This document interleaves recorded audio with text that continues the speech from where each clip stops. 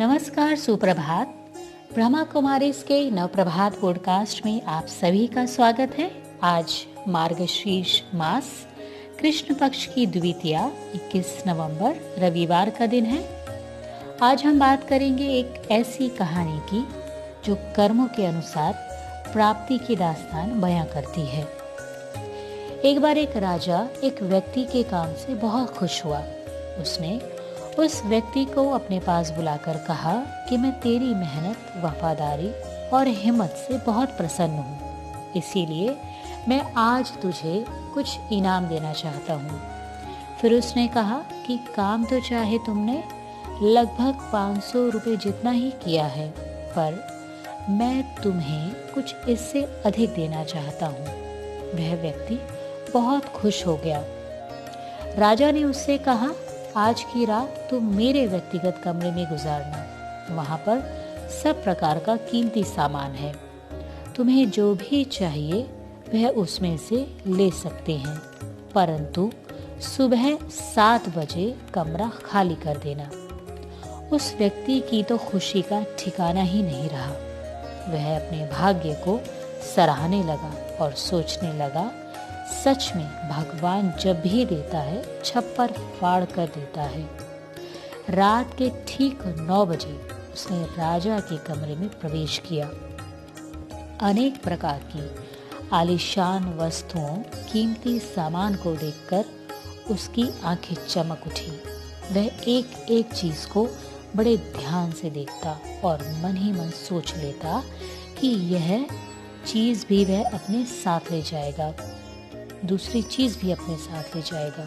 और इस प्रकार उसने कई वस्तुओं को अपने साथ में ले जाने की योजना बना ली और फिर मन ही मन मुस्कुराते हुए सामने बिछे नरम गद्दों वाले बिस्तर की ओर चल दिया।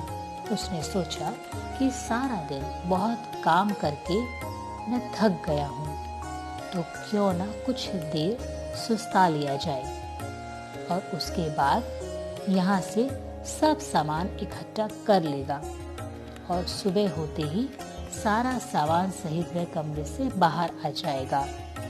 यह सोचकर वह उस पलंग पर जाकर चैन से लेट गया। थका हुआ तो था ही, कुछ ही क्षणों में उसे निद्रा देवी ने घेर लिया। वह सोया रहा और इतना सोया रहा कि सुबह के 7 बज गए। उसी वक्त राजा के नौकर ने आकर दरवाजा खटखटाया। वह व्यक्ति आंखें मलता हुआ हड़बड़ाते हुए उठा। उसने जल्दी से बिस्तरे से उठकर दरवाजा खोला। नौकर ने कहा, बाहर चलो, समय पूरा हो गया है। उस व्यक्ति ने घबराकर घड़ी की ओर देखा और कमरे से बाहर निकलते वक्त एक टेबल लैंप को ही खींचता हुआ ले आया। पूछने पर मालूम हुआ कि उस लैंप की कुल कीमत 500 रुपए ही है। जितना उस व्यक्ति ने काम किया था उसको उतनी ही प्राप्ति भी हुई। सारा कमरा, वह कीमती सामान, आलीशान वस्तुएं उस व्यक्ति के सामने ही थी।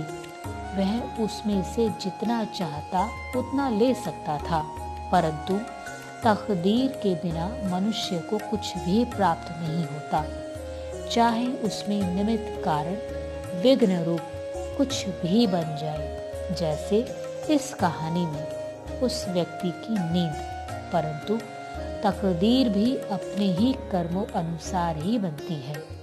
श्रेष्ठ कर्म करने वालों की ही श्रेष्ठ तकदीर भी बनती है और निकृष्ट कर्म करने वालों की निकृष्ट। जैसे उस व्यक्ति ने 500 रुपए का काम किया और उसे 500 रुपए की ही चीज ले जाने को मिली। इसीलिए मनुष्य को चाहिए कि वह अपने कर्मों पर सदा ध्यान दे। आशा है आपको आज की कहानी पसंद आई होगी, तो इसे और लोगों तक शेयर करना ना भूलें। अब वक्त है आपसे अलविदा कहने का, लेकिन जाते जाते आज का सुविचार। श्रेष्ठ कर्म की नींव केवल परमात्म ज्ञान से ही बन सकती है। आज के पॉडकास्ट में इतना ही। मुझे दीजिए इजाज़त, कल फिर मिलेंगे। तब तक के लिए आप सभी को मेरा सादर प्रणाम। अपना ध्यान रखिएगा। ओम शांति।